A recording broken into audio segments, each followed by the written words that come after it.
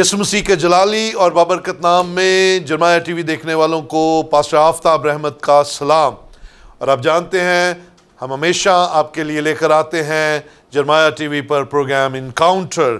और इस प्रोग्राम की खासियत यह है कि हम इसमें जानते हैं कि खुदावंद यीशु मसीह कैसे अपने लोगों की ज़िंदगियों में काम करता है, और हम जानते हैं खुदा के खुदाम से उनकी गवाहियाँ, और जानते हैं कि कैसे खुदा ने उनकी ज़िंदगी को तब्दील किया, कैसे उनकी ज़िंदगी में खुदावन ने अपना जलाली काम किया।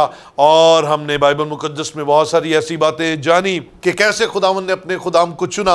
और आज जिस खादम के बारे में मैं आपसे बात करना चाहता हूँ वो है खुदावन का बंदा पौलुस। जब खुदावन से उसका इनकाउंटर होता है, उसकी पहली मुलाकात होती है, तो उसके बाद उसकी ज़िंदगी बदल जाती है।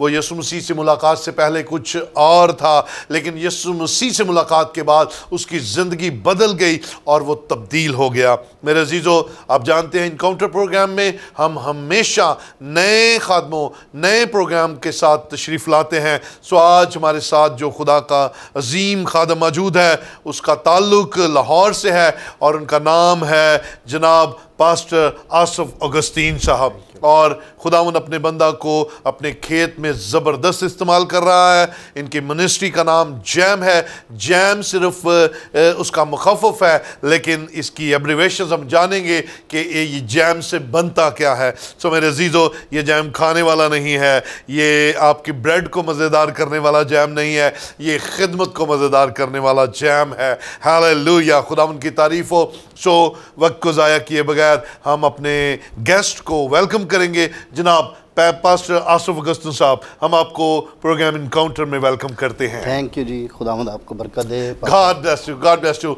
और अजीज़ों, जैसा कि आप जानते हैं कि हम इस प्रोग्राम में खुदा के खुदाम से जानते हैं कि उनका इनकाउंटर कैसे हुआ, how to encounter with Jesus Christ. So हम वक्त को ज़ाया किए बगैर पास्टर आसफ की तरफ चलते हैं और जानते हैं कि उनकी मुलाकात, उनका आमना सामना यीशु मसीह से कैसे हुआ। जी पास्टर साहब, हम जानना चाहते हैं कि how to encounter with Jesus, आपका इनकाउंटर कैसे हुआ, यीशु मसीह के साथ मुलाकात कैसे हुई। थैंक यू पास्टर आफ्ताब साहब। जी मेरे अजीज़ों, मैं आपको बताना चाहता हूं कि आज से 2003 की बात है। 2003 में खुदावंद ने जब मुझे अपनी खिदमत के लिए चुना, बुलाया, तो उससे पहले की जो ज़िंदगी थी, हम एक आवारा लड़के, जिस तरह से नौजवान आवारा फिरते हैं, जी जी, उसके साथ साथ हमारी एक जिस जगह पर हम रहते हैं वहाँ पर हमारा एक टोली का है, कह सकते हैं हम, या नौजवानों की एक गैंग कह सकते हैं। मोहल्ले के अंदर कोई भी किसी किस्म का मजाक या किसी किस्म की बात होनी तो वो इल्ज़ाम भी हमारी टोली पर लगाया जाना कि जी ये उस टोली की जो है शरारत है। हमारे एलडीए क्वार्टर्स की पार्क के सामने एक स्कूल है और गर्मियों की छुट्टियां थी और उन छुट्टियों के अंदर उस स्कूल के अंदर से पंखे चोरी हो गए और उसी दौरानिया हमारे सारे नौजवान जो टीम थी उन्होंने अपने सर के बाल मुंडवाए और अपने आप को गंजा कर लिया। तो लोगों ने कहा जी पंखे इन्होंने ही चोरी किए हैं जी, क्योंकि पंखे चोरी करके इन्होंने अपने बाल जो है वो कटवाए हैं और ये इनकी हालत देखें, ये इनके पास पैसे कहाँ से आए।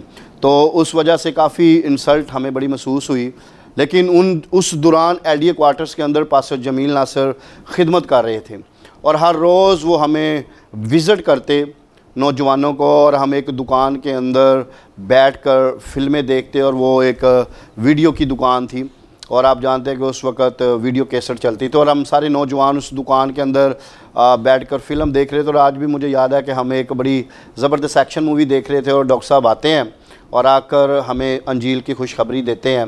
काफ़ी मरतबा आ चुके हैं, लेकिन हमारे सारे दोस्त कहते हैं कि आज इस पादरी की हम बात मान लेते हैं और आज हफ्ता है, इसकी बात मानकर सुबह संडे है हम चर्च में जाएंगे।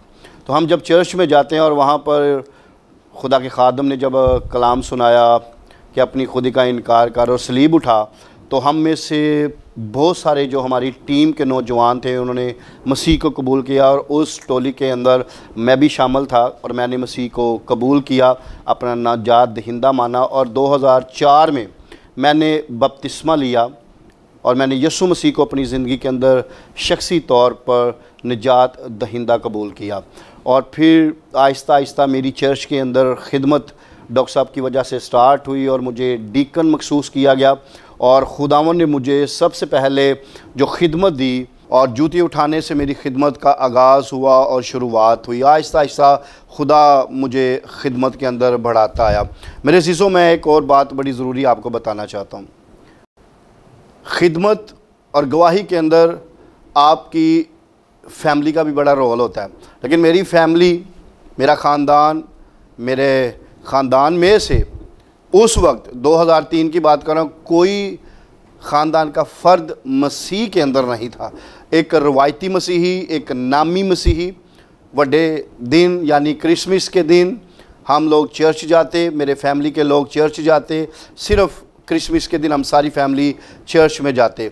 जब मुझे खुदा यीशु मसीह ने चुना तो मेरी वजह से मेरी फैमिली में से मेरी बहन, मेरी वालदा बैतनिया चर्च के अंदर उनकी फ़ेलोशिप हुई, और ख़िदमत खुदावन ने हमें 3 अफराद को ख़ानदान में से बुलाया। तो जब जैसे जैसे खुदा हमें बढ़ाता गया, खुदा हमें बरकत देता गया। और मैं आपको बताना चाहता हूँ, ये बरकत आज भी हमारे ख़ानदान में से बहुत सारे लोग अभी भी मसीह को अपना शख्सी निजात दहिंदा नहीं मानते।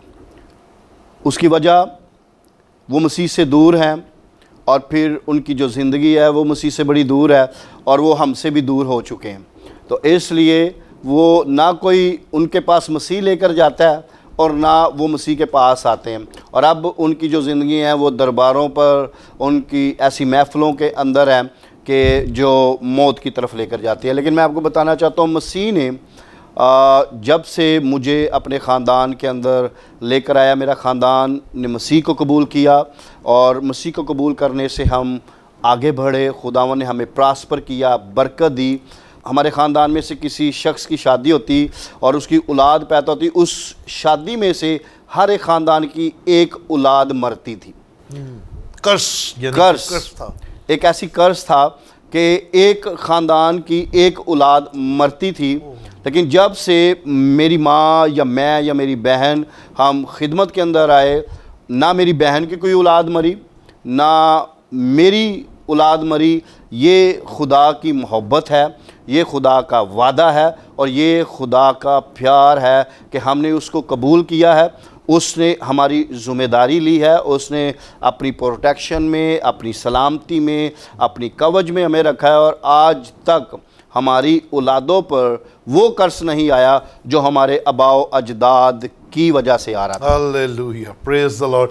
खुदावंद की मोहब्बत देखिए कि वो ज़िंदगी है और ज़िंदगी को हमारी ज़िंदगियों में ले आता है। जैसे इब्लीस की तरफ से कर्ज था और ख़ानदान में से एक बच्चा ज़रूर डेथ हो जाती थी, लेकिन यीशु मसीह के आने की वजह से आप और आपके ख़ानदान में ये तब्दीली आई कि ये कर्ज ख़त्म हो गया। हालेलुया, खुदा उनकी तारीफ़ हो। अच्छा, जब आपको खिदमत के लिए चुना गया तो फिर आप गहरे में कैसे गए? कैसे आपको वो फीलिंग्स आई कि नहीं खुदा मुझसे प्यार करता है या मुझे खिदमत में आगे बढ़ना है?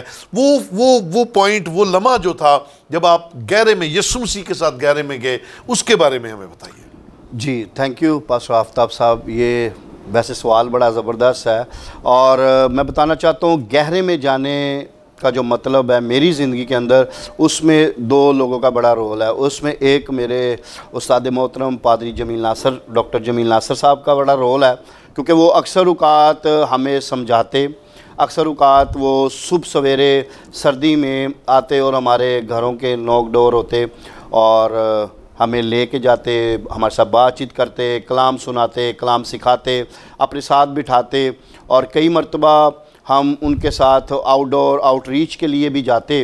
और जब हम उनकी ज़िंदगी में, जब खुदावंद काम कर रहा था और कलाम, जब खुदा उनकी ज़िंदगी से, जब बहुत सारे लोग जब निजात पा रहे थे, खुदावंद यीशु को अपना निजात दहिंदा मान रहे थे, तो उन चीज़ों को देखकर भी हमारे अंदर एक बहुत ज़्यादा अवेयरनेस आती कि खुदावंद यीशु मसीह निजात दहिंदा है और वो संभालता है। तो डे बाय डे हमारे दुआया ग्रुप्स जो थे वो बनना शुरू हो गए।